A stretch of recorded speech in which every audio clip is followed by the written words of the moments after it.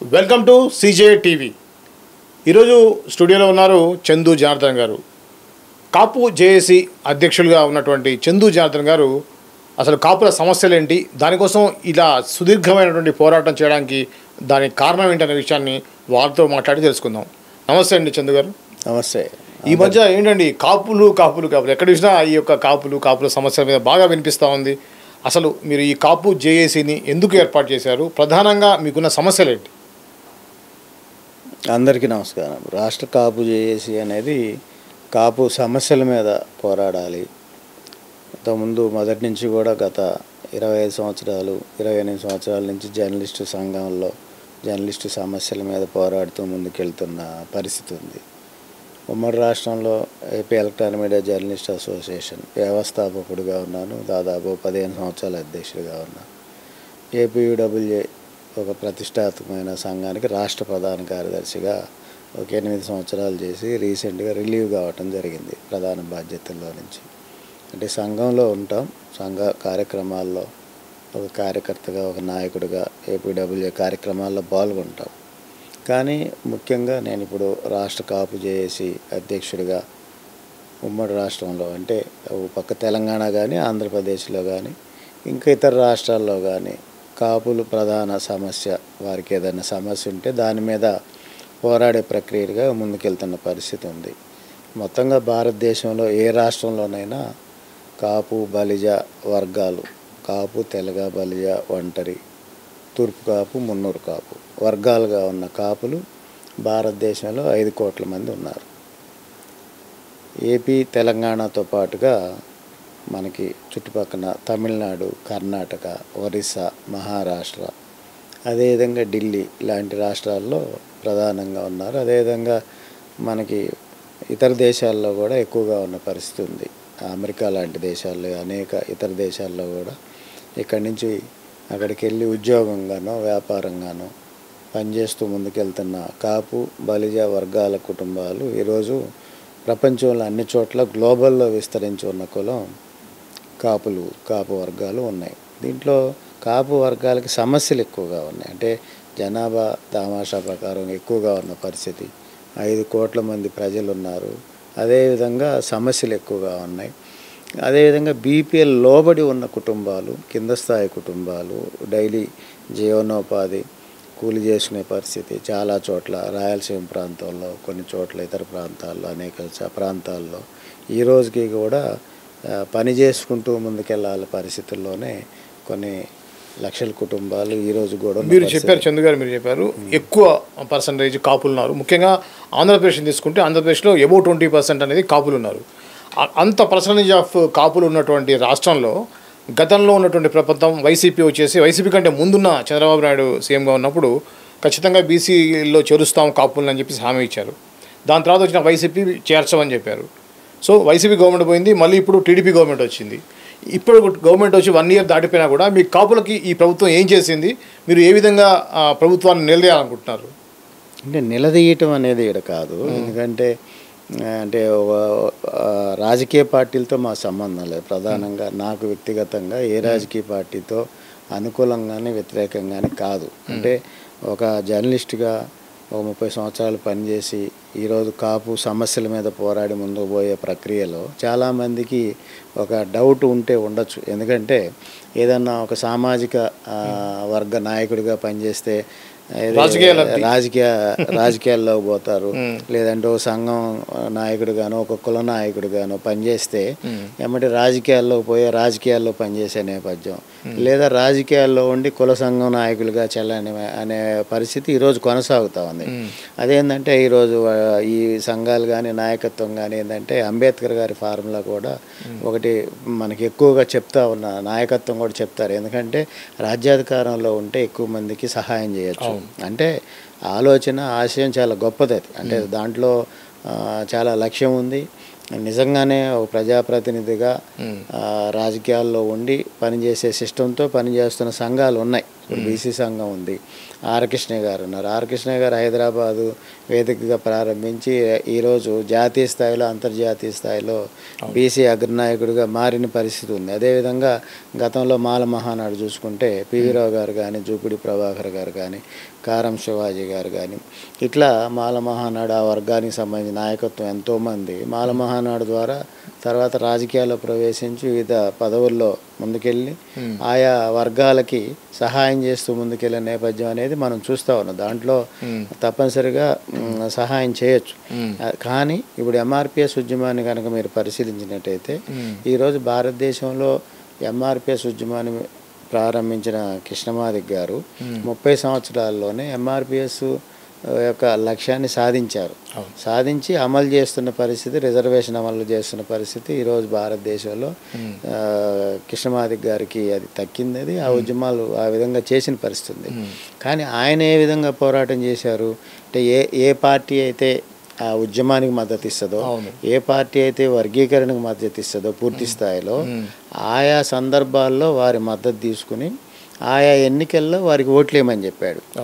అంటే ఆయన లక్ష్యం ఇది ఎస్సీ రిజర్వేషన్కి సంబంధించిన లక్ష్యం సాధించడం కోసం దశల వారీగా ఉద్యమం చేస్తూనే అంశాల వారీగా మద్దతు తీసుకుంటూ ఆయా రాజకీయ పార్టీల మద్దతు తీసుకుని అసెంబ్లీలో అసెంబ్లీలో పాస్ చేసుకోవటం కానీ, కేంద్రానికి పంపించుకోవటం కానీ, ఇది ఏ ప్రభుత్వం అయితే అధికారంలో ఉందో లేదా ఎన్నికల సందర్భంగా పూర్తిస్థాయి వర్గీకరణకు మద్దతు తెలిపి వాళ్ళు ప్రభుత్వంలోకి వస్తే మేము పూర్తిస్థాయి మద్దతు తెలిపే పార్టీలు ఉన్నాయో వాళ్ళకి కృష్ణమాదిక్ గారు మద్దతు తెలిపారు. ఆ విధంగా ఆయన లక్ష్యాన్ని సాధించుకున్నాడు, ముందుకెళ్ళాడు. కానీ ఆయన ఏ రాజకీయ పార్టీలో జాయిన్ అవ్వలేదు. ఆయనే ఒక పార్టీని పెట్టుకున్నాడు, ఆ పార్టీ నుంచి పోటీ చేశారు.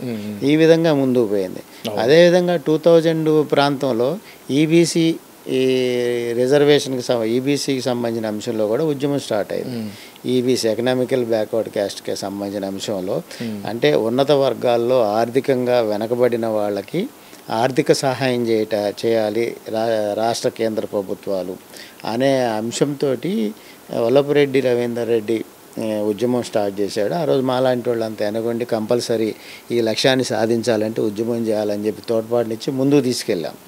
అది భారతదేశంలో తర్వాత ఈడబ్ల్యూఎస్ రిజర్వేషన్గా మారింది. 10% రిజర్వేషన్ అనేది ఈరోజు భారతదేశం అంతా కూడా అమలు పరుస్తూ ఉన్నారు. కానీ ఈ పరిస్థితుల్లో ఆ నాయకత్వం యొక్క లక్ష్యం, ఆకాంక్ష అవి ఏ విధంగా సాధించుకోవాలనే దాంట్లో ఆ నాయకత్వం ఆయా పార్టీలో ముందు పోయే పరిస్థితి ఉంది. కానీ నాకు ఆ ఉద్దేశం లేదు. ఏ రాజకీయ పార్టీలో చేరాలనో లేదంటే పోటీ చేయాలనో లేదంటే ఒక లక్ష్యంతో రాజకీయ కాంక్షతోటి ఆ విధమైన ఆలోచన అనేది నాకు లేదు. ఆ పరిస్థితి ఉండకూడదని నేను కోరుకుంటున్నాను. ఓకే చంద్ర గారు, ఇప్పుడు మీరు జేఏసీ అన్నారు, అంటే జాయింట్ యాక్షన్ కమిటీ అంతే కదా. ఈ జాయింట్ యాక్షన్ కమిషన్ కాపుల్లో రకరకాల వర్గాలు రకరకాల పార్టీల్లో ఉండి ఒక పార్టీలో ఉన్న కాపులు ఇంకొక పార్టీలో ఉన్న కాపులను తిట్టుకోవడం, కాపుల్లోనే ఒక డిఫరెంట్ ఒకరికి అభిప్రాయాలు ఇంకొకళ్ళు విభేదించే పరిస్థితి ఉంది. బెస్ట్ ఎగ్జాంపుల్ చెప్పాలంటే ముద్దాడ పద్మనాభం గారు కాపు ఉద్యమ నేతగా ఆంధ్రప్రదేశ్లో, ఉమ్మడి ఆంధ్రప్రదేశ్ కూడా ఒక పేరున్నటువంటి వ్యక్తి. ఆయన వైసీపీలో ఉండి జనసేన నాయకుడిని తిట్టడం, ఇవన్నీ చూస్తుంటే మీరు ఈ యొక్క కాపుల మధ్య ఐక్యత కోసం మీరు చేసేటువంటి ప్రయత్నం ఏంటి, అది ఎంతవరకు సాధ్యం అవుతుందని మీరు భావిస్తున్నారు? అంటే ఇప్పుడు పెద్దలు ముద్రగడ్డ గారు కాపు రిజర్వేషన్ సంబంధించి కానీ కాపు ఉద్యమాలకు సంబంధించి కానీ చాలా గొప్ప మనిషి, మహామనిషి చెప్పాలంటే.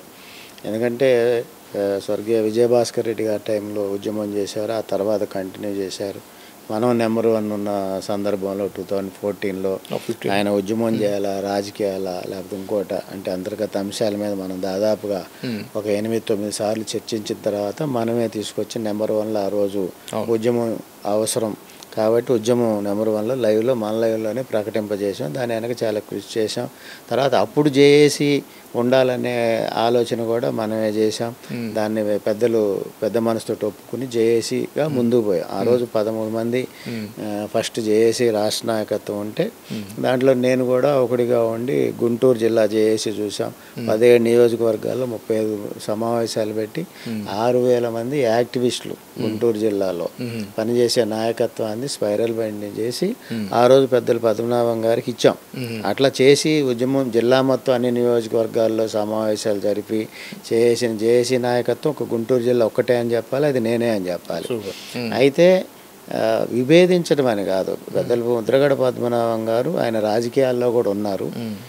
వైసీపీ ప్రభుత్వం వచ్చిన తర్వాత ఉద్యమానికి సంబంధించి రిజర్వేషన్కి సంబంధించిన అంశంలో తాను రిజర్వేషన్ మీద ఇంకా ముందుకు వెళ్ళలేను, దాన్ని వదిలేస్తున్నాను ఉద్యమాన్ని ప్రకటించి ఆయన ఉద్యమాన్ని కాపు రిజర్వేషన్కి సంబంధించిన అంశంలో ఉద్యమాన్ని వదిలేస్తున్నానని ప్రకటించారు.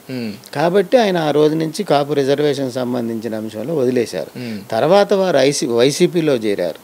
వారు వైసీపీ నాయకత్వంలో ప్రధానత గల నాయకుడిగా మారిన తర్వాత, పొలిట్ బ్యూరో సభ్యుడిగా మారిన తర్వాత నేపథ్యం ఉన్నప్పుడు వారు రాజకీయాల్లో వైసీపీ నాయకుడిగా వైసీపీ వైపు, వైసీపీ లక్ష్యాలు, వైసీపీ ప్రభుత్వం రావాలని వెళ్తే వాళ్ళు దానికి అనుగుణంగా వారు మాట్లాడతారు. కాబట్టి వారి రాజకీయ కోణానికి సంబంధించిన అంశాల్లో మనం ప్రస్తావించడం కానీ మనం తప్పుపట్టడం అంటే పవన్ కళ్యాణ్ కాపులకి ఒక హోప్ ఉన్న సమయంలో కాపు నాయకుడిగా ఒక కాపులకి ఒక భవిష్యత్తు అనుకునేటువంటి సందర్భంలో పవన్ కళ్యాణ్ తిరిగితే కాపులు తట్టినట్టుగా కాపులు ఫీల్ అయ్యారు కదా. సో ఆ అంశంలో కొంత కాపుల మధ్య వైరుధ్యం జరిగిందని మేము భావిస్తున్నాం. మీరేమంటారు? అంటే ఇక్కడ మనం ఆలోచించాల్సిన విషయం బాగా, అంటే సమాజంలో ఉన్న ప్రతి కాపు కుటుంబ సభ్యులు కూడా ఆలోచించాల్సిన విషయం. ఇప్పుడు కాపు సామాజిక వర్గ నాయకత్వం, కాపు సంఘ నాయకత్వం ఎవరైనా కూడా అది స్థాపించే దేనికోసం? కాపు కుటుంబ సభ్యుల కోసం. కాపు కుటుంబ సభ్యుల కోసం ప్రారంభమయ్యే సంఘం అది ఏదైనా, ఏ పేరు మీదైనా రాజకీయ నాయకులుగా ఉన్న ప్రతి ఒక్క పార్టీ నాయకుడిని, కాపు వర్గాల, కాపు బలిజ, తెలగ, ఒంటరి, మున్నూరు కాపు, తూర్పు కాపు కుటుంబ సభ్యుల రక్షణ కోసం, వారి యొక్క అభ్యున్నతి కోసం, వారికి మద్దతు ఇస్తూ వారి కోసం పనిచేయాలి సంఘం కానీ, సంఘ నాయకత్వం పార్టీలకు అతీతంగా. అయితే ఇక్కడ పవన్ కళ్యాణ్ గారు ఒక పార్టీని స్థాపించారు. వారు కాపు కుటుంబ సభ్యుడిగా ఒక పార్టీని స్థాపించారు. కాపు కుటుంబ సభ్యునిగా ఒక పార్టీ స్థాపించిన పవన్ కళ్యాణ్ గారికి కాపు సంఘం మద్దతు తెలపాలి. కాపు సంఘం నాయకుడికి ఒక పార్టీ ఆలోచన ఉండకపోవచ్చు, లేకపోతే ఇంకొక ఆలోచన లేకపోయి ఉండొచ్చు. కానీ కాపు కుటుంబ సభ్యుడైన పవన్ కళ్యాణ్ గారిని కాపాడుకోవాల్సిన అవసరం ప్రతి కాపు కుటుంబ సభ్యుడికి ఉంటుంది, సంఘానికి ఉంటుంది, సంఘాలకు ఉంటుంది, అందరికీ ఉంటుంది. ఎందుకంటే ఇప్పుడు రాజకీయాలు కులాల వారీగా విడిపోయినాయి. ఇప్పుడు తెలుగుదేశం పార్టీ ఉంది. తెలుగుదేశం పార్టీలో పెద్దలు చంద్రబాబు నాయుడు గారిని పెద్ద లోకేష్ గారిని కానీ ఎక్కడా కూడా ఏ కమ్మ సంఘం మా సంఘ నాయకుడు అని చెప్పరు. ఎందుకు? వారు జాతీయ అంతర్జాతీయ స్థాయిలో ఒక నాయకత్వ స్థాయికి ఎదిగి ఎన్నోసార్లు ముఖ్యమంత్రిగా స్వర్గీయ ఎన్టీ రామారావు గారు చేశారు, తర్వాత చంద్రబాబు నాయుడు గారు చేశారు, ఇప్పుడు లోకేష్ గారు ఆ స్థాయికి ఎదగటానికి సిద్ధంగా ఉన్నారు. రాజకీయాల్లో అన్ని వర్గాలు కలిపితేనే ప్రభుత్వం, కానీ ఆ సామాజిక వర్గం ఓన్ చేసుకుంటుంది. అంతే జగన్మోహన్ రెడ్డి గారిని రెడ్డి సామాజిక వర్గం ఓన్ చేసుకుంటుంది మా పార్టీ అని. అంతేగాని వైసీపీ ఓన్లీ రెడ్లకే అవకాశం అనేది చెప్పదు బహిరంగంగా ఎక్కడ. వారి యొక్క కుటుంబ నేపథ్యం, కుటుంబం రెడ్డి సామాజిక వర్గానికి సంబంధించిన నాయకత్వం కాబట్టి ఆ వర్గాలన్నీ ఆ మద్దతు తెలుపుతాయి. ఓకే, ఇప్పుడు నీకు తెలంగాణలో కేసీఆర్ గారు ముఖ్యమంత్రి అయ్యారు. కేసీఆర్ గారు ముఖ్యమంత్రి అయినప్పుడు చాలామంది అనేక విమర్శలు ఏం చేశారు? రావులు అంటే ఆ సామాజిక వర్గానికి సంబంధించిన వెలమ వర్గం ఉండేది 1% లోపే, కానీ వారు రాజ్యాధికారంలోకి వచ్చారు. ఆ వర్గాలన్నీ కూడా సామాజిక వర్గం ఆర్థికంగా బలపడ్డదనే ప్రచారం బాగా జరిగింది. కానీ ఆ సామాజిక వర్గం ఓన్ చేసుకుంది ఎవరిని? మన కేసీఆర్ గారిని. ఆ విధంగా ముందుకు పోతున్న నేపథ్యం ఈరోజు భారతదేశ రాజకీయాల్లో సామాజిక వర్గ ప్రాధాన్యత కులాల వారీగా పెరిగిన నేపథ్యం ఉంది. కాబట్టి తప్పనిసరిగా పవన్ కళ్యాణ్ గారు వెంట కాపు వర్గాలంతా కూడా పయనిస్తున్నాయి. ఆయన వెంటే కులమంతా ఉంది. కాబట్టే ఆంధ్రప్రదేశ్లో మీరు గత 5 సంవత్సరాలు 5 సందర్భాల్లో ఎన్నికలు తీసుకోండి. ప్రజారాజ్యం పార్టీ 2 సార్లు ప్రభుత్వాన్ని మార్చింది చిరంజీవి గారు. ఒకసారి అధికారంలో తెచ్చారు, ఇంకోసారి ఓడించారు. అదేవిధంగా జనసేన పార్టీ ఇప్పుడు 3 సార్లు అధికారంలో తెచ్చింది ఆంధ్రప్రదేశ్లో. రాష్ట్ర విభజన జరిగిన తర్వాత ఆంధ్రప్రదేశ్లో మొదటిగా చంద్రబాబు నాయుడు గారిని అధికారంలో తెచ్చారు పవన్ కళ్యాణ్ గారు. తర్వాత విభేదించిన కారణంగా వైసీపీ ప్రభుత్వం అధికారంలోకి వచ్చింది. తర్వాత కూటమి కలిసిన పరిస్థితి నేపథ్యంలో ఆంధ్రప్రదేశ్లో కూటమి ప్రభుత్వం అధికారంలోకి వచ్చింది. ఎందువల్ల జరిగింది ఇదంతా? జన సైనికులు అదేవిధంగా పవన్ కళ్యాణ్ గారు వెంట ఇతర బీసీ ఎస్సీ ఎస్టీ సామాజిక వర్గాలతో పాటుగా మొత్తంగా కాపు వర్గాలకు సంబంధించిన కులం మొత్తం 98% పవన్ కళ్యాణ్ గారు వెంట ప్రయాణించింది. కాబట్టి ఆంధ్రప్రదేశ్లో కూటమి ప్రభుత్వం వచ్చింది, తద్వారా కేంద్రంలో ఎన్డీఏ ప్రభుత్వం వచ్చింది. ఈ రెండిటికి మూల కారణం పవన్ కళ్యాణ్ గారు అయితే దాని వెనకున్నది కాపు వర్గాలు. అంటే కాపుల ఐక్యతతోటి ఆంధ్రప్రదేశ్లో కూటమి ప్రభుత్వం ఏర్పడ్డది. ఇది అనేక వేదికల్లో తెలుగుదేశం నాయకత్వం చెప్పింది, ముఖ్యమంత్రి చంద్రబాబు నాయుడు గారు చెప్పారు, లోకేష్ గారు చెప్పారు. ఆ కూటమిలో వాళ్ళ మధ్య ఆ సఖ్యత, ఆ సత్సంబంధాలు ఉన్నాయి. ఆ విధంగా ముందుకు పోతున్న నేపథ్యం ఉంది. ఓకే. అయితే ఇప్పుడు మీరు ఇందాక చెప్పారు, మీరు ఇప్పుడు కుల సంఘంలో ఎంత యాక్టివ్గా ఉండడానికి కారణం ఏంటనేది రకరకాల అనుమానాలు అయితే వస్తాయి. గతంలో మీరు స్టూడియోలో పనిచేశారు. స్టూడియో అంటే అప్పుడు లోకేష్ గారు యాక్టివ్గా ఆ ఛానల్ సంబంధించినటువంటి పనులు చూసుకునేవారని మనకి తెలుసు. సో ఈ సందర్భంలో మీకు ఉన్నటువంటి సత్సంబంధాలు అంటే మీరు ఆ విధంగా అంటే జర్నలిస్ట్ నుంచి రాజకీయాల వైపు వచ్చేటువంటి అవకాశం ఉందని చాలామంది అనుకుంటున్నారు కదా, మీకున్న సంబంధాలు ఎటువంటి సంబంధాలు ఉన్నాయి వాళ్ళతోటి? వాళ్ళు ఇప్పుడు ఎన్నికలు లేవు, మొన్న ఎన్నికలు అయిపోయింది. ఎన్నికల కంటే ముందు కూడా ఆంధ్రప్రదేశ్లో, హైదరాబాద్లో, తెలంగాణలో అనేక కార్యక్రమాలు జరుగుతున్నప్పుడు గత ఎన్నికల ముందు ఆంధ్రప్రదేశ్లో అమరావతి వేదికగా కానీ, విజయవాడ వేదిక కానీ, లేదు కాకినాడ, విశాఖపట్నం, గుంటూరు, ఇతర జిల్లాల్లో, ఇతర ప్రాంతాల్లో జరిగిన కార్యక్రమాలు కానీ నా సోషల్ మీడియాలో ఉంటాయి కార్యక్రమాలు. దాదాపుగా ఎన్నికల ముందు ఒక్క విజయవాడలోనే దాదాపు 23 కార్యక్రమాలు చేశాం.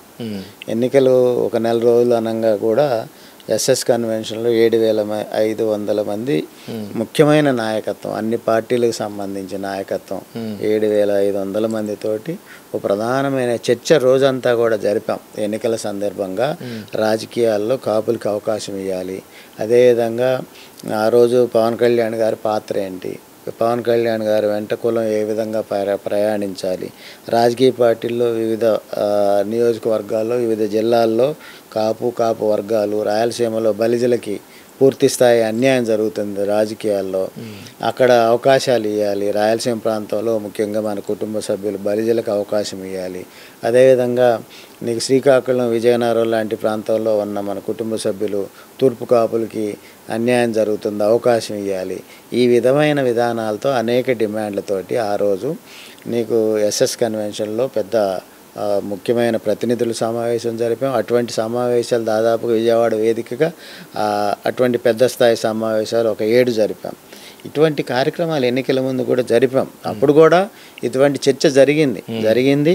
ఆయా రాజకీయ పార్టీల్లో నుంచి ఆహ్వానం కానీ, గౌరవంగా అంటే ఉంటే బాగుంటుంది అనుకోవటం కానీ జరిగింది. కానీ ఏదేమైనా గత 30 సంవత్సరాలుగా జర్నలిస్టుగా పనిచేస్తూ రాజకీయాలు వద్దు, రాజకీయాలకు లేకుండానే మనం ఉండాలనుకున్న నేపథ్యంలో పనిచేస్తున్న పరిస్థితుల్లో రాజకీయాలు అనేవి 100% వద్దనుకునేదే నా వద్దనుకునే ఆలోచన.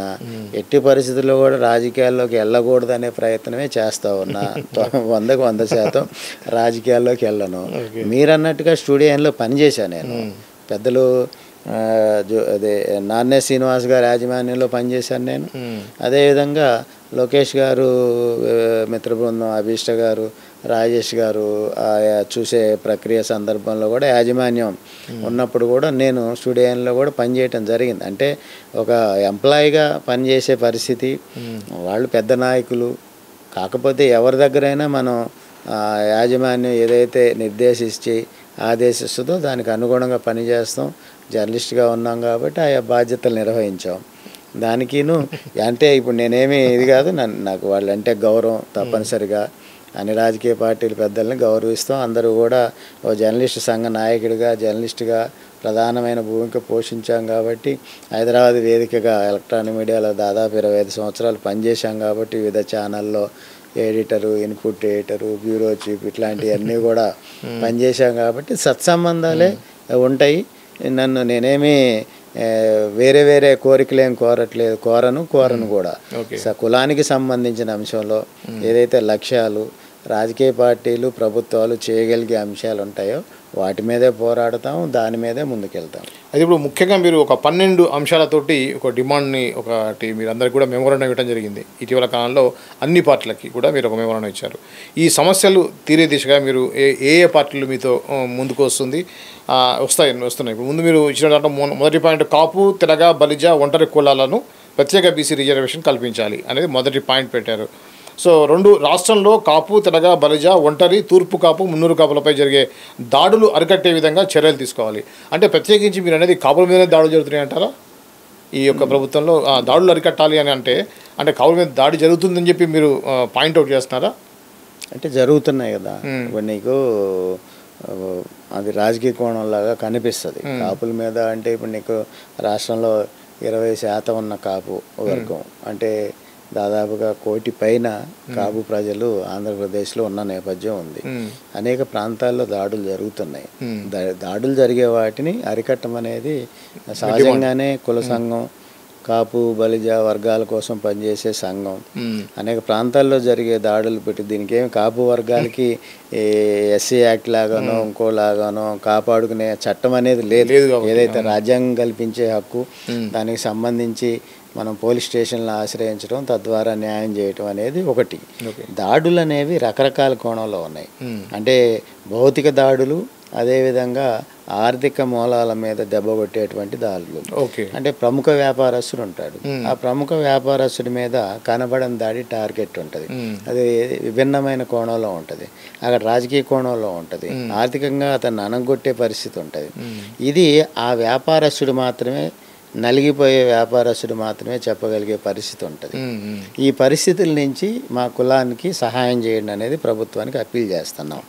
దాంట్లో ముఖ్యమైన అంశం ఇంకొక రకమైన దాడి. ఏదైతే సామాజిక వర్గంగా ముఖ్యమైనగా కాపు బలిజ వర్గాలుగా ఉన్న కాపు వర్గాల్లో జనాభా దామాషా ప్రకారం ప్రభుత్వ ఉద్యోగులు ఈరోజు 1,00,000 మంది ఉన్నారు. ఈ 1,00,000 మంది దీంట్లో దాదాపుగా 65,000 మంది ప్రభుత్వ ఉద్యోగులు, పర్మనెంట్ ఉద్యోగులు ఉన్నారు.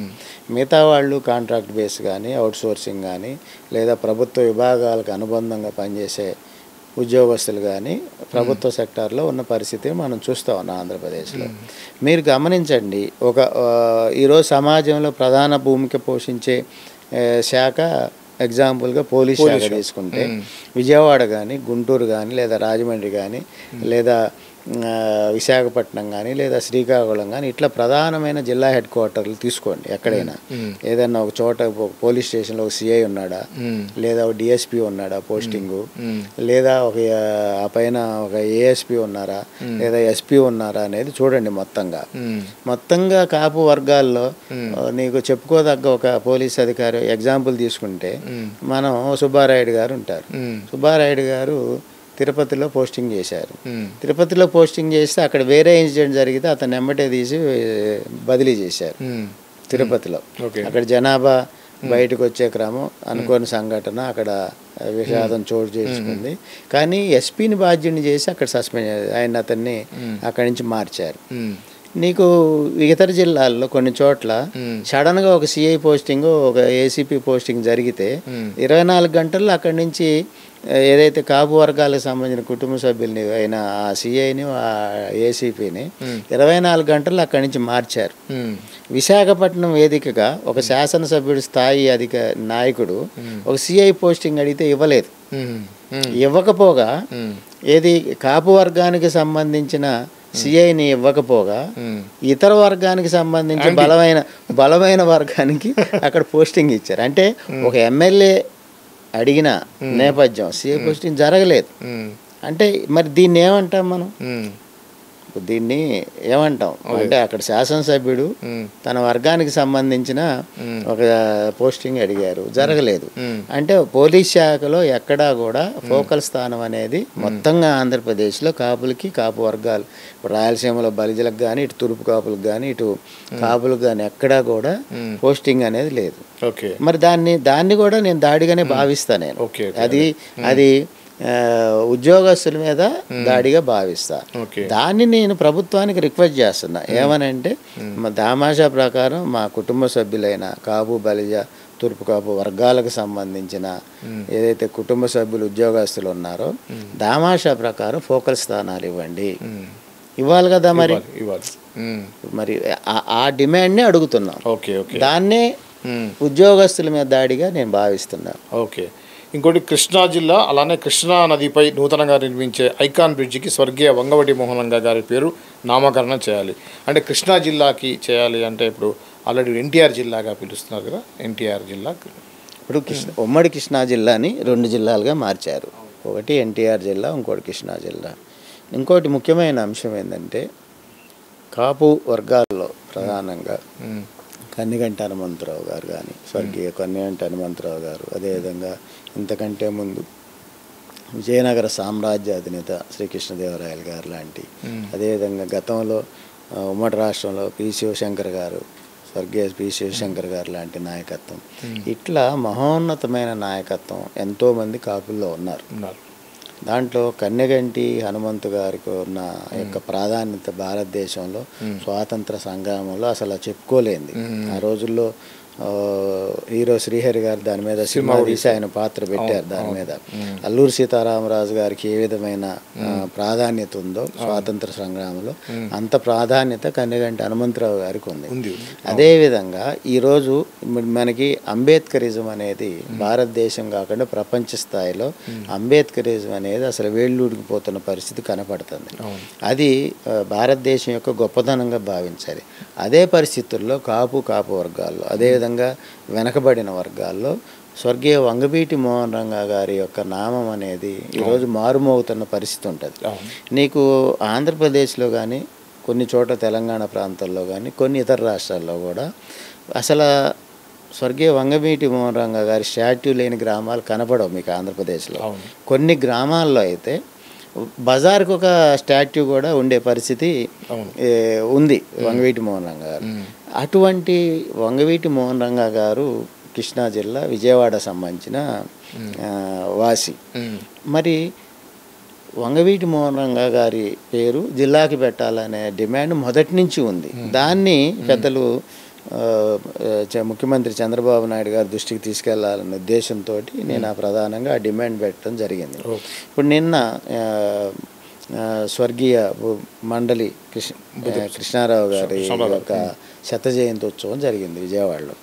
దాంట్లో ముఖ్యమంత్రి చంద్రబాబు నాయుడు గారు దాదాపు 35-40 పేర్లు అనేవి చదివారు. ఏది కృష్ణా జిల్లా యొక్క ప్రాధాన్యత గల నాయకత్వం యొక్క నాయకుల యొక్క పేర్లు చదివారు. కానీ దాంట్లో నాకు చాలా బాధేసిన అంశం ఏంటంటే వంగవీటి మోహన్ రంగా గారి పేరు చదవాల. చాలా ఇప్పుడు దాంట్లో మొత్తం అంటే చాలామంది యొక్క ముఖ్యుల పేర్లే చదివారు. స్వర్గీయ ఏఎన్ఆర్ పేరు కానీ, ఎన్టీ రామారావు గారి పేరు కానీ, రామోజీరావు గారి పేరు కానీ, అదేవిధంగా మండలి కృష్ణారావు గారు లాంటి పేర్లు కానీ, ఇట్లా అనేక పేర్లు చదివారు. కానీ ఉమ్మడి కృష్ణా జిల్లాకు సంబంధించిన నాయకత్వంలో స్వర్గీయ వంగవీటి మోహన్ రంగా గారి పేరు ముఖ్యమంత్రి చంద్రబాబు నాయుడు గారి వెంట రాకపోతే నేను చాలా బాధపడ్డా. సభలో ఉండి కూడా అంటే అట్లని కాదు, నేను దాని గురించి ఏదో కాంట్రవర్సీ చేయాలనో లేకపోతే దాని మీద నేను ఇది చేయాలనేది కాదు నా ఉద్దేశం. అంటే పెద్దలు చంద్రబాబు నాయుడు గారు వంగవీటి మోహన్ రంగా గారి గురించి కూడా ఆ పేరు కూడా చెప్తే బాగుండేది. ఎందుకంటే కాపు వర్గాలు కానీ, అదేవిధంగా ఎస్సీ ఎస్టీ బీసీ వర్గాల కోసం పనిచేసిన మహాయోధుడు, గొప్ప నాయకుడు. అటువంటి అమరజీవి వంగవీటి మోహన్ రంగా గారి పేరు ముఖ్యమంత్రి గారు స్ఫురించలేదు, చదవలేదు అనేది బాధ నాకైతే కలిగింది దాంట్లో. అదేవిధంగా అటువంటి వంగవీటి మోహన్ రంగా గారి నామకరణం ఐకాన్ బ్రిడ్జికి పెట్టాలని, అదేవిధంగా ఎన్టీఆర్ గారి పేరు ఆల్రెడీ ఎన్టీఆర్ జిల్లాకి పెట్టారు కాబట్టి కృష్ణా జిల్లాకి వంగవీటి మోహన్ రంగా కృష్ణా జిల్లా అని పెట్టుకోవచ్చు. ఏదన్నా కానీ వంగవీటి మోహన్ రంగా గారి పేరు పెట్టి వారికి గౌరవం కల్పించాలి అనేది మా యొక్క ప్రధానమైన డిమాండ్.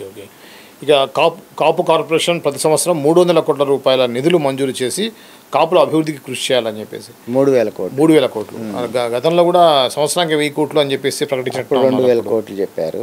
అయితే కాపు కార్పొరేషన్ అనేది గతంలో తుని ఉద్యమం తర్వాత జరిగే ప్రక్రియలో భాగంగా ఆ రోజు ముఖ్యమంత్రి చంద్రబాబు నాయుడు గారు గత ముఖ్యమంత్రిగా ఉన్న సందర్భంలో మంజునాథ్ కమిషన్ వేయటం కానీ అదేవిధంగా కాపు కార్పొరేషన్ ఏర్పాటు చేయటం కానీ జరిగిన క్రమంలో ఆ రోజు 2,000 కోట్ల బడ్జెట్ ఇస్తానన్నారు. దాని ద్వారా విదేశీ విద్యా రుణాలు, అదేవిధంగా కాపుల్ని అభ్యున్నతి కోసం పనిచేసే ప్రక్రియ, అదేవిధంగా 2 ఎకరాల్లో కాపు భవనాల నిర్మాణం చేస్తామని చెప్పి హామీ ఇవ్వటం, ఇవన్నీ కూడా జరిపిన నేపథ్యం ఉంది.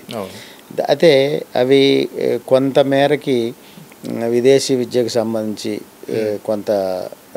కొంతమంది విద్యార్థులు విదేశాలకు వెళ్ళటం జరిగింది. దాని తర్వాత ప్రభుత్వం మారటం, వారికి ఆ ఫీజులు నేటికి చెల్లించకపోవటం, వాళ్ళు అప్పుల బాధతోటి చదువుకుని మళ్ళీ వెనక్కి రావటం కూడా జరిగింది. ఆ అప్పులు ఆ విధంగానే ఉన్నాయి వాళ్ళకి, ఆ విద్యార్థులకి ఇంకా పూర్తి కాలేదు. ఆ అప్పులు కూడా కట్టమని కూడా సహాయం చేయమని కూడా కాపు కార్పొరేషన్ ద్వారా ఓ డిమాండ్ కూడా మనం పెట్టడం జరిగింది. లాస్ట్కి ఉంటుంది.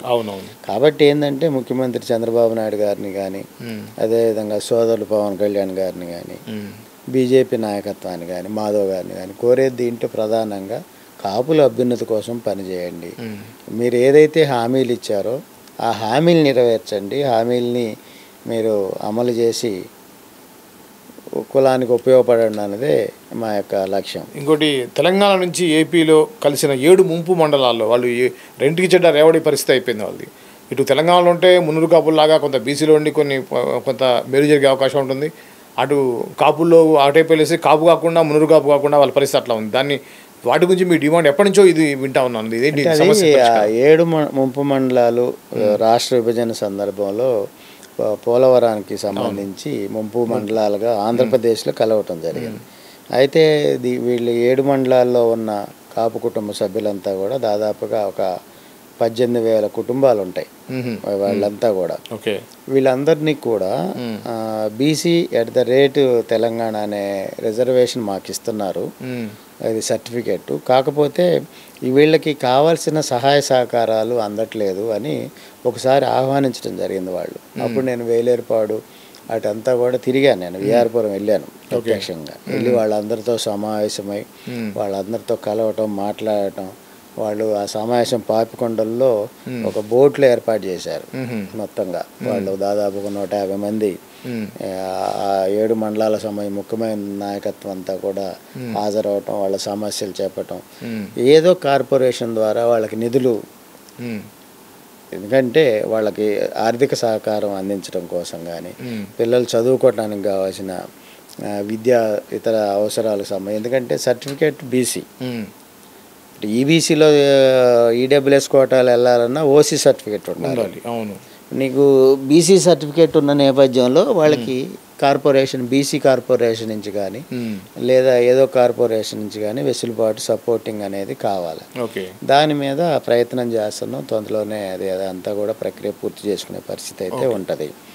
అంటే మీరు అడిగిన అంశంలో ముఖ్యంగా బీసీ రిజర్వేషన్కి సంబంధించిన అంశం ప్రధానమైన అంశం. దాంట్లో ఈ బీసీ రిజర్వేషన్కి సంబంధించిన అంశంలో ఏ పార్టీలు ఏ విధంగా మనం చూసుకోవాలి, ఏ పార్టీలు ఏ విధంగా మనకి హామీలు ఇచ్చినాయి గతంలో అనేది ప్రధానమైన అంశం. మనం గత 3-4 ఎన్నికల సంబంధించి కనుక తీసుకున్నట్టయితే 2014లో జనసేన పార్టీ తెలుగుదేశాన్ని మద్దతు తెలిపింది. కాపులకి మద్దతు, ప్రత్యేక హక్కులు అనేది మళ్ళీ 2019లో ఒక హామీ ఇచ్చింది ఇది జనసేన పార్టీ. అదేవిధంగా 2024లో బీసీ జాబితా చట్టం హామీ అనే దాని మీద ఒక హామీ ఇచ్చింది. దీంట్లో అంటే ప్రయత్నం చేస్తాం, మద్దతు అంటే ఎదురు చేస్తానంటే మద్దతు ఇస్తుంది జనసేన అనేది ఒక హామీ ఇచ్చింది. అదేవిధంగా టీడీపీ 2014లో బీజేపీ అనేది స్పష్టత ఇవ్వలే. బీజేపీ ఏది కాపు రిజర్వేషన్ సంబంధించిన అంశంలో. కాకపోతే 2019లో మాత్రం కేంద్ర ప్రభుత్వం ఆ పరిశీలిస్తుంది అనేది హామీ ఇచ్చింది. 2024లో మాత్రం కాపులకు చట్టపరమైన మద్దతు ఇస్తామని చెప్పి బీజేపీ ఇచ్చింది. అదేవిధంగా 2014లో వైసీపీ బీసీ సంక్షేమం మాత్రమే అన్నది ఎన్నికల సందర్భంగా. 2019లో అభివృద్ధి ప్యాకేజీ కానీ రిజర్వేషన్ రిజర్వేషన్ సంబంధించి చెప్పలేదు, అభివృద్ధికి సంబంధించే ప్యాకేజ్ ఇస్తామని చెప్పి హామీ ఇచ్చింది.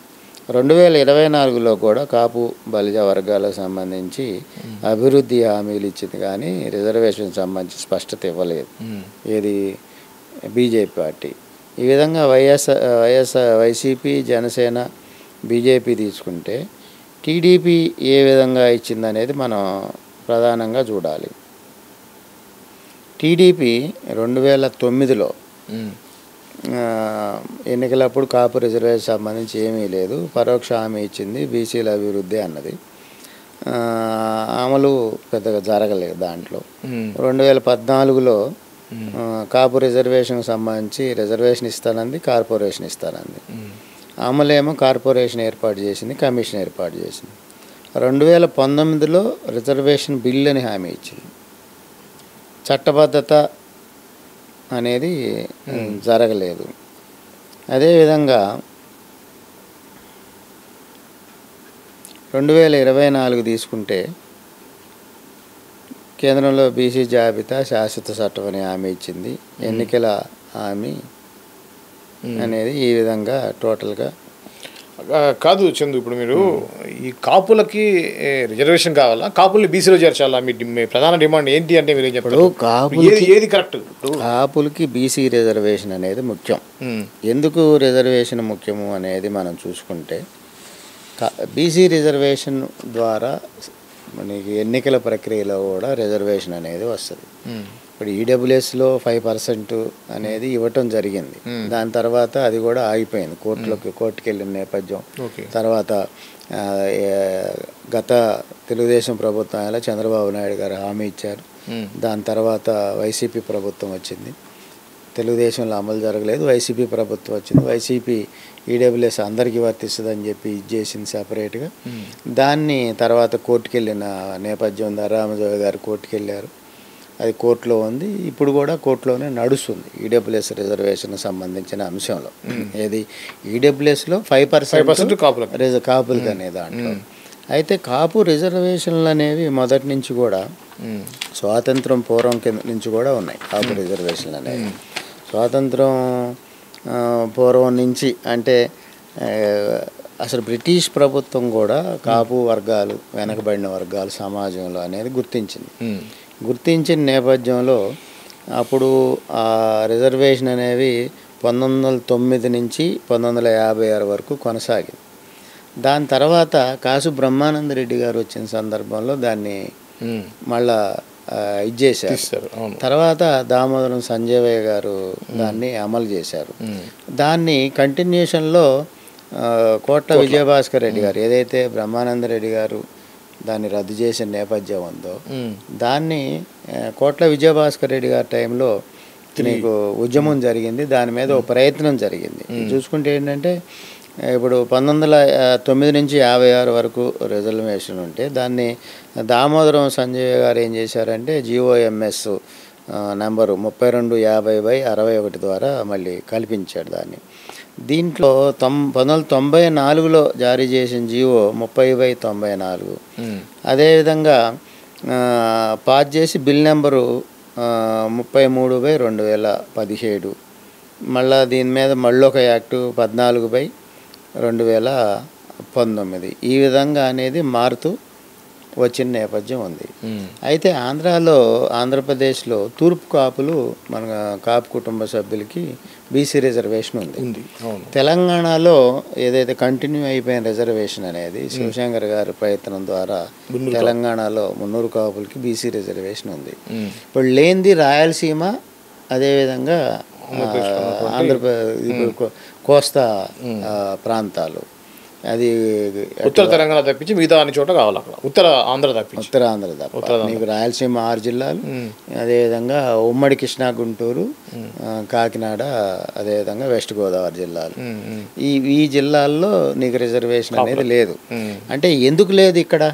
గతంలో అంటే అన్ని చోట్ల ఉంది, మరి ఇక్కడ ఎందుకు లేదంటే రాజకీయ కోణాలు, బలమైన సామాజిక వర్గాన్ని విడగొట్టడం అనేది దీంట్లో ప్రధానమైన ఉద్దేశం. దాని మీద ముందు చూపుతో ఉన్న రాజకీయ పార్టీలు దీని మీద సక్సెస్ సాధించినాయి అనేదే మనం చెప్పాలి. అయితే ఇప్పుడు ఏదైతే కాపు ఉద్యమం నేపథ్యం తర్వాత జరిగిన గతంలో తెలుగుదేశం నాయకత్వం చంద్రబాబు నాయుడు గారి ఎన్నికల హామీ కానీ లేదా తుని ఉద్యమం కానీ రెండు రకాలుగా చూసుకోవాలి. ఒక పక్క ఉద్యమం జరిగింది, అదేవిధంగా ఎన్నికలప్పుడు తెలుగుదేశం పార్టీ కూడా ఎన్నికల హామీగా ఇచ్చిన నేపథ్యం ఉంది. అప్పుడు 2017లోనే మంజునాథన్ కమిషన్ సిఫార్సు మేరకు కాపులకు బీసీఎఫ్ కేటగిరీగా 5% కల్పించడానికి 33/2017 శాసనసభలో బిల్లు పాస్ అయింది. ఈ బిల్లు రాష్ట్రపతి ఆమోదానికి సెంట్రల్ గవర్నమెంట్కి వెళ్ళటం, అక్కడేదో కొరిగి వెనక్కి రావటం, మళ్ళా బీసీ కమిషన్ ద్వారా వెనక్కి వెళ్ళిన నేపథ్యం అది చూసాం. దాని తర్వాత మళ్ళీ కేంద్రం కల్పించిన సెంట్రల్ గవర్నమెంట్ ఈడబ్ల్యూఎస్ రిజర్వేషన్ వచ్చిన తర్వాత దాంట్లో 5% కేటాయిస్తూ ముఖ్యమంత్రి చంద్రబాబు నాయుడు గారు 14/2019 గెజిట్ ఇచ్చారు. దీన్ని చట్టం 8/3/2019లో GOMS నెంబరు 45/19 జారీ చేసింది చంద్రబాబు నాయుడు గారి ప్రభుత్వం. దీని మీదే బిల్ నెంబరు 33/17 అది యాక్ట్ ఎమ్మటే జరపాలనేది నేపథ్యం, దీన్ని అమలు చేయాలి, ఇవన్నీ కూడా ఉన్న నేపథ్యం అనేది చూస్తూ ఉన్నాం. అయితే ఈ మధ్య కాలంలో వచ్చే ప్రభుత్వ ఉద్యోగాల్లో కానీ వీటిల్లో కానీ ఈడబ్ల్యూఎస్లో 5% అమలు చేయాలి, అది కోర్టులో ఉంది. 5%. మరి 5% కోర్టులో ఉంది కదా, ఇక్కడ ప్రభుత్వాల వైపు నుంచి మనం ఆలోచించాలి. ఇప్పుడు నీకు ఈడబ్ల్యూఎస్ రిజర్వేషన్లో ఉన్న 10%లో 5% ఇవ్వాలని చంద్రబాబు నాయుడు గారు ఇచ్చారు. ఇచ్చిన తర్వాత దీని మీద కోర్టుకు వెళ్ళారు. ప్రభుత్వం ఇచ్చింది, ఇతరులు కోర్టుకు వెళ్ళారు. ఓకే. అదేవిధంగా తర్వాత వచ్చిన వైసీపీ ప్రభుత్వం దాంట్లో కోర్టులో ఇది అసలు సమస్య లేదు, ఇది ప్రభుత్వం అన్ని ఉన్నత వర్గాలకు సంబంధించినవి మనం ఈ రిజర్వేషన్ ఇవ్వాలి, ఈడబ్ల్యూఎస్లో ఒక కాపులకే కాదు అన్ని వర్గాలు ఉన్నాయి కాబట్టి అనేది వైసీపీ విభేదించింది. దాన్ని ఇప్పుడున్న ప్రభుత్వం కంటిన్యూ అదే వర్షంతో ఉంది అనేది ఒక వాదన ఉంది. అయితే కోర్టులో ఆ విధానమైన గత ప్రభుత్వం ఇచ్చిన దానికి మద్దతు తెలిపెతున్నారు అనేది ఒక వాదన ఉంది. అది ఆ కోర్టు ఫైల్ తీసుకుంటే కానీ న్యాయపరమైన విషయం కాబట్టి ఆ హరిరామజో గారు వేసిన కేసు ఆ కోర్టులో నడుస్తుంది. దాని మీద ప్రభుత్వం ఏం చెప్పింది, హరిరామజో గారు ఏం అడిగారు, లేదా ఇప్పుడు రాష్ట్ర కాపు చేసి దాంట్లో ఇంప్లీడ్ అయ్యి ఆ కేసులో ఇంప్లీడ్ అయ్యి ఏ విధంగా ముందుకు పోవాలనేది ఈ మధ్య జరిగిన రాష్ట్ర కాపు చేసి 2 సమావేశాల్లో ఓ నిర్ణయం తీసుకున్నాం. దాని మీద ఒక 5 అడ్వకేట్లతో కమిటీ వేసాం. మొదటి నుంచి ఉద్యమంలో జేఏసీలో ఉన్న నిలిబండ రాజు గారి నాయకత్వంతో ఒక 5 అడ్వకేట్లతో ఆ కమిటీ వేసాం. వారు దానికి సంబంధించిన సూచన చేసిన తర్వాత ఏ విధంగా ఇంప్లీడ్ అవ్వాలి ఏందనే దాని మీద రిజర్వేషన్కి సంబంధించిన అంశంలో ముందుకెళ్తుంది రాష్ట్ర కాపు జేఏసీ. ఓకే. ఒకటి చందు గారు, ఇప్పుడు మీ కాపు జేఏసీకి కాపు నాడు పూర్తి మద్దతు తెలియజేస్తుంది. దాదాపుగా అన్ని కాపు సంఘాలు కూడా మీ విషయంలో పాజిటివ్గానే ఉన్నాయి. సో ఈ క్రమంలో ఇప్పుడు డిప్యూటీ సీఎం పవన్ కళ్యాణ్ గారు కాపు సామాజిక వర్గానికి చెందినవారు, ఏదైనా నిక్కచ్చిగా నిర్మోహమాటంగా మాట్లాడే వ్యక్తి. రీసెంట్గా మనం చూసాం అమరావతి భూముల విషయంలో కూడా రైతులకు అభ్యంతరం లేకపోతే మాత్రమే తీసుకోవాలని చెప్పేసి నిక్కచ్చిగా చెప్పారు. ఇలాంటి ప్రధానమైనటువంటి విషయాల్లో కూడా ముక్కుసూడిగా మాట్లాడే పవన్ కళ్యాణ్ గారిని మీరు కలవడం జరిగిందా? వారి నుంచి ఎటువంటి హామీ మీరు తీసుకున్నారు? అంటే మీరు రాష్ట్ర కాపు చేసి ఈ మధ్య కొంచెం పెద్ద స్థాయి నాయకత్వం, దాదాపుగా 330 మంది పెద్ద స్థాయి నాయకత్వం, దాంట్లో ఒక 70 దాకా సంఘాలతోటి మనం ప్రెస్ నోట్ కూడా ఇచ్చాం. అంటే 330 మంది పెద్ద నాయకత్వంలో వివిధ సంఘాలు దాదాపుగా ఒక 70 మంది సంఘ నాయకత్వం వాళ్ళందరి మీద మనం ప్రెస్ నోటు విడుదల చేసిన నేపథ్యం కూడా ఉంది. దాంట్లో ఎక్కువ మంది సలహాలు సూచనలు అందరూ కూడా, అంటే ఎటువంటి నాయకత్వం అంటే స్వర్గీయ వంగవీటి రాధా గారు, అంటే రంగా గారి సోదరులు, వారి కాలం నుంచి పనిచేసిన నాయకత్వం, తర్వాత స్వర్గీయ వంగవీటి మోహన్ రంగా గారితో కలిసి వారి యొక్క వంగవీటి మోహన్ రంగా గారి నాయకత్వంలో పనిచేసిన నాయకత్వం, విజయవాడ వేదికగా ఇంకా చాలామంది ఉన్నారు. వాళ్ళంతా కూడా ములపూడి నాగేశ్వరరావు గారు కానీ, అల్లుడు సాంబశివరావు గారు. అల్లుడు సాంబశివరావు గారు అంటే రాధా గారు పెట్టిన పేరు ఆయనకి అల్లుడని. ఆయన రాఘవయ్య గారి రైల్వే యూనియన్లో ప్రధానమైన బాధ్యతలు నిర్వహించారు. విజయవాడ వేదికగా రైల్వే యూనియన్ నాయకులు ఆయన. ఆయన ఇప్పుడు వంగవీటి స్వర్గీయ రాధా గారు, వంగవీటి రంగా గారు, ఇప్పుడు రాధా గారితో ప్రయాణం చేస్తూ నాయకత్వంతో ముందుకు పోతున్న వ్యక్తులు. అదేవిధంగా ఇప్పుడు ఐకాన్ రిలేటెడ్ రాయల్స్ క్లబ్ నాయకత్వం, మీరు అన్నట్టుగా కాపునాడు నాయకత్వం, వివిధ సంఘాల నాయకులు, అదేవిధంగా బిల్డర్స్ అసోసియేషను, డాక్టర్స్ అసోసియేషను, ఇట్లా వివిధ సంఘాలుగా దాదాపుగా 30 ఏళ్ళు 40 ఏళ్ళుగా పనిచేస్తున్న నాయకత్వాలు చిత్తూరు జిల్లా నుంచి, అదేవిధంగా ఆర్పిఎఫ్ లాంటి ముఖ్యమైన నాయకత్వం, అదేవిధంగా రాయలసీమ లాంటి ఇట్లాంటి నాయకత్వం ఎంతోమంది కూడా. అదేవిధంగా విజయవాడ వేదికగా ఆటో నగర్ చాలా పటిష్టమైన సంఘం అది, దానికి ఉన్న అధ్యక్షుడు బాబ్జీ గారు లాంటి నాయకత్వం, ఇట్లాంటి ముఖ్యమైన నాయకత్వం అంతా కూడా ఒక సమావేశం ఏర్పాటు చేసుకున్నప్పుడు అన్ని రాజకీయ పార్టీలకి ముందుగా మనం వినతి పత్రాలు ఇవ్వాలి అనుకున్నప్పుడు ఆ వినతి పత్రాలు మన డెలిగేషన్, మన ప్రతినిధి బృందంతో ముందుగా తెలుగుదేశం పార్టీ కార్యాలయానికి పంపటం. అక్కడ పెద్దలు అశోక్ గారికి, మాజీ ఎమ్మెల్సీ అశోక్ గారికి అక్కడ రిప్రజెంటేషన్ ఇచ్చారు. అదేవిధంగా పెద్దలు లోకేష్ గారి కార్యాలయంలో రిప్రజెంటేషన్ ఇచ్చారు. అదేవిధంగా సోదరులు జనసేన అధినేత పవన్ కళ్యాణ్ గారి కార్యాలయానికి వెళ్ళి ఆ డెలిగేషన్ ఇచ్చారు. ఆ రోజు ప్రధానమైన సమావేశం జరుగుతుంది. అక్కడ జరుగుతున్నప్పుడు హరిప్రసాద్ గారు డెలిగేషన్ పంపించి అక్కడ కేకే గారు, అదేవిధంగా చిల్లపల్లి శ్రీనివాసరావు గారు ఈ రిప్రజెంటేషన్ తీసుకున్నారు. దాని మీద వాళ్ళు మాట్లాడారు. అక్కడ రిప్రజెంటేషన్ తీసుకోవటమే కాకుండా జనసేన నాయకత్వం దాని మీద స్పందించింది. అదేవిధంగా సిపిఐ రాష్ట్ర కార్యదర్శి మన రాష్ట్ర కార్యదర్శి గారికి ఇవ్వటం జరిగింది. అదేవిధంగా సిపిఎం కార్యాలయంలో ఇవ్వటం జరిగింది. అదేవిధంగా బీజేపీ నాయకత్వానికి ఇవ్వటం జరిగింది, మాధవ్ గారికి. ఈ విధంగా అన్ని పార్టీలకు అన్నిటికీ పిసిసి నాయకులు షర్మిల గారికి ఇవ్వటం జరిగింది. ఇదే విధంగా వైసీపీ నాయకత్వానికి కూడా ఇవ్వటం జరిగింది. అదేవిధంగా వైసీపీ అధినేత జగన్మోహన్ రెడ్డి గారిని కూడా సమయం కోరాం. ఎందుకు కోరాము వైసీపీ నాయకత్వాన్ని అంటే ఒకసారి రిక్వెస్ట్ చేయాలని వైసీపీని. ఎందుకు కాపుల పట్ల మొదటి నుంచి కూడా సమస్యల మీద మేము ఇవ్వలేము, లేదు మేము రిజర్వేషన్ ఇవ్వలేము, లేదా ఇంకో రకమైన ఇవ్వలేము, అసలు మా సమస్యలు మీరు వినండి, మా సమస్యలు విని మేము ఏ కోణంతో రిజర్వేషన్ అడుగుతున్నాం, అసలు కాపు సమస్యల మీద మీరు ఏదైనా ఒక ప్రకటన తప్పనిసరిగా చేయాలనే రిక్వెస్ట్ చేయాలనే దాని మీద వాళ్ళని సమయం అడిగాం. సమయం ఇస్తే తప్పనిసరిగా వైసీపీ అధినాయకత్వానికి మాజీ ముఖ్యమంత్రి జగన్మోహన్ రెడ్డి గారికి కూడా వినతి పత్రం అనేది ఇస్తాం తప్పనిసరిగా.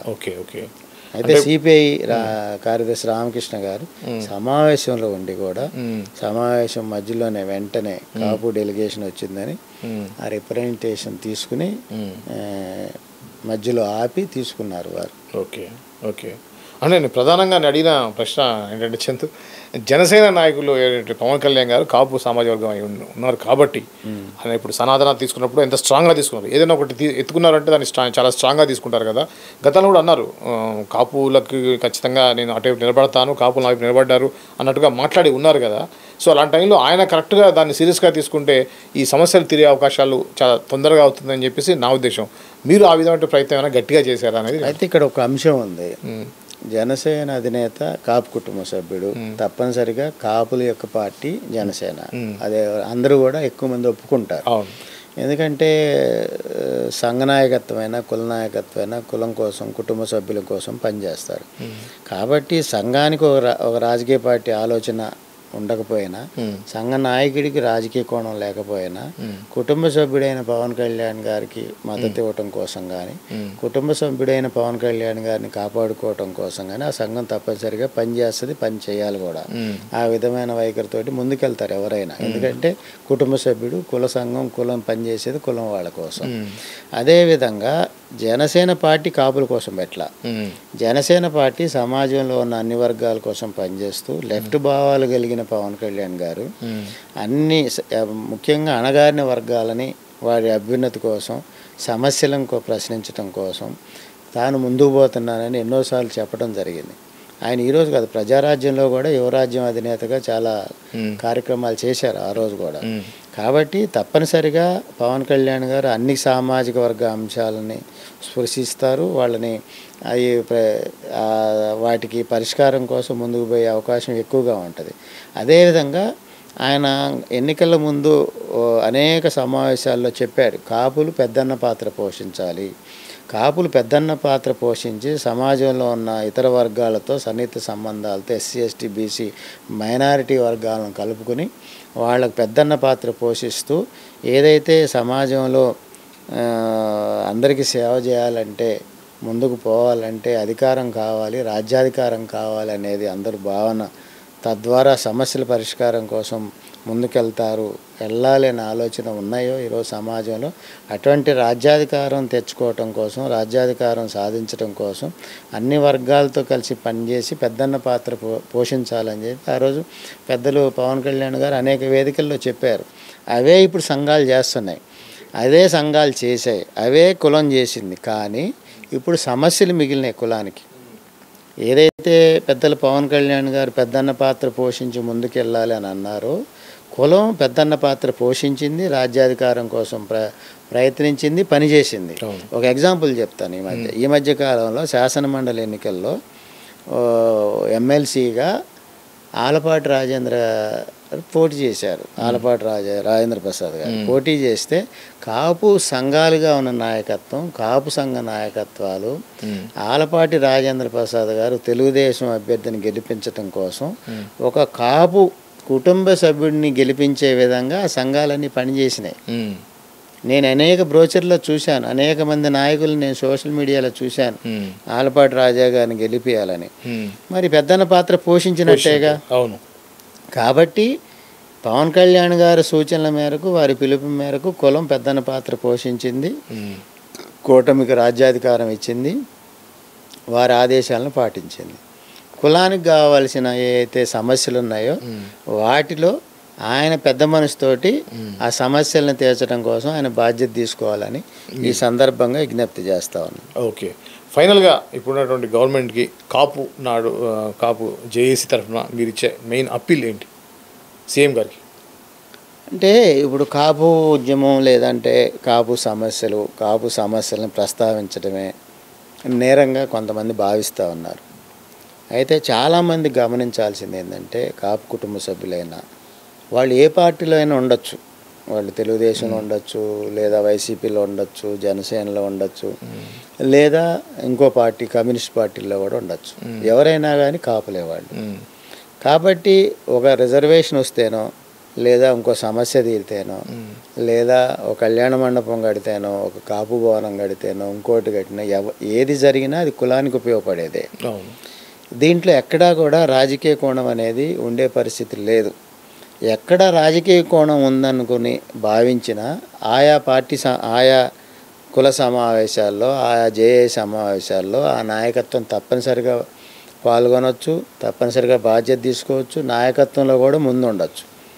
ఎందుకంటే ఇప్పుడు నీకు కాపు సమస్యలు తెర మీదకి రాగానే నీకు వాళ్ళు ఎక్కువ మంది సోదరులు ఏం భావిస్తున్నారంటే, వైసీపీ ప్రభుత్వంలో మీరేం చేశారు, వైసీపీ ప్రభుత్వంలో మీకు ఈ సమస్యలు గుర్తు రాలేదా? వైసీపీ ప్రభుత్వం కాపుల్ని విస్మరించింది కాబట్టే, కాపు సమస్యలను విస్మరించింది, కాపు రిజర్వేషన్ ఇవ్వలేనని చెప్పింది, కాపులకి మేమేమీ ఇవ్వలేము, బీపీఎల్ కోటాలో సంక్షేమం మాత్రం అందరికీ చేసే విధంగా కాపులు చేస్తామని చెప్పింది. కానీ కాపు సమస్యలు ఏదైతే డిమాండ్లు ఉన్నాయో రిజర్వేషన్ సంబంధించిన అంశంలో వైసీపీ విభేదించింది, నేను చేయలేనని చెప్పాను. కాబట్టి వాళ్ళు కాపులకు దూరం అయ్యారు, తద్వారా అధికారానికి దూరం అయ్యారు. కానీ కాపులు కూటమి ప్రభుత్వం అధికారంలో తెచ్చారు. కాబట్టి కాపు సమస్యల్ని సానుకూలంగా రిసీవ్ చేసుకోమని మనం కోరదాం. అందరం కలిసి సమస్యలు తీర్చమని కూటమి ప్రభుత్వాన్ని కోరదాం. తద్వారా ఏదైతే సమస్యలు ఉన్నాయో వాటిని పరిష్కరించుకుందాం. అయితే చందు గారు, ఇప్పుడు రాబోయే రోజుల్లో ఇటు తెలంగాణలో ఇటు ఆంధ్రాలో స్థానిక సంస్థల ఎన్నికలు ఉన్నాయి. ఇక్కడంటే 42% బీసీలకు అని చెప్పేసి రేవంత్ రెడ్డి గారు స్ట్రాంగ్గా కూర్చున్నారు. దాని ద్వారా రాజకీయ లబ్ధా లేకపోతే ఇంకోటా బిల్లు పాస్ అవుతుందా లేదా కూడా డౌటే. ఈ క్రమంలో మీరు కాపు జేఏసీ అధ్యక్షులుగా రాబోయే స్థానిక సంస్థల ఎన్నికల్లో కులానికి ఏం కావాలని కోరుకుంటున్నారు? అంటే ఆంధ్రప్రదేశ్లో జరిగే స్థానిక సంస్థల ఎన్నికల్లో, రాబోయే ఎన్నికల్లో మేము జనాభా దామాషా ప్రకారం ఎక్కడైతే కాపులు అధికంగా ఉన్నారో అక్కడ తప్పనిసరిగా స్థానిక సంస్థల ఎన్నికల్లో కాపులకు అవకాశం ఇవ్వాలని చెప్పి అన్ని రాజకీయ పార్టీలను కోరుతున్నాం. ఇంకో ప్రక్రియ ఏం చేయాలంటే అక్కడ నాయకత్వం, జిల్లా నాయకత్వం కానీ, కాపు సామాజిక వర్గ నాయకత్వం లేదా రాజకీయ నాయకత్వం కూడా స్థానిక సంస్థల్లో డిమాండ్ చేసే ముందుగా ఆయా గ్రామాల్లో కాపు వర్గాలు, కాపు బలిజ వర్గాలు కుటుంబ సభ్యులు ఏ మేరకు ఉన్నారు, ఆ గ్రామంలో ఉన్న పర్సంటేజ్ ఎంత, ఓట్ల సంఖ్య ఎంత అనేది ప్రతి గ్రామంలో తీసుకోవాల్సిన అవసరం ఉంది. ప్రతి గ్రామంలో కాపు కుటుంబ సభ్యుల యొక్క వివరాలు తీసుకుని తప్పనిసరిగా ఆయా గ్రామంలో తప్పనిసరిగా స్థానిక సంస్థల్లో ఎంపీటీసీలో కానీ సర్పంచ్ ఎన్నికల్లో కానీ తప్పనిసరిగా డిమాండ్ చేయాలి. కాపు వర్గాలకు సంబంధించి ఎక్కువ మంది పోటీ చేసే విధంగా కసరత్తు చేయాలి. దానికి ఒక ప్రణాళికాబద్ధంగా ముందుకు పోతూ రాజకీయ పార్టీలని, నాయకత్వాన్ని, గ్రామ మండల జిల్లా స్థాయి నాయకత్వాన్ని అందరిని కూడా దీంట్లో మమేకం చేసి ఒకటి చేసి ఆ ప్రయత్నం అనేది చేస్తాం. అన్ని రాజకీయ పార్టీల మీద ఒత్తిడి తెచ్చి తప్పనిసరిగా దామాషా ప్రకారం ఆ గ్రామంలో ఉండే ఓట్ల పర్సంటేజ్ ప్రకారం ఎట్టి పరిస్థితుల్లో కూడా కాపు బలిజ తూర్పు కాపు వర్గాలను ఎక్కువ శాతం పోటీకి పెడతాం. ఓకే, థ్యాంక్ యూ చందు గారు, చాలా డీటెయిల్గా చెప్పారు. ఇది కాపు జేఏసీ అధ్యక్షులు చందు జనార్దన్ గారు మనోగతం. మరో అంశంతో మళ్ళీ కలుద్దాం. అంతవరకు చూస్తూనే ఉండండి CJ టీవీ.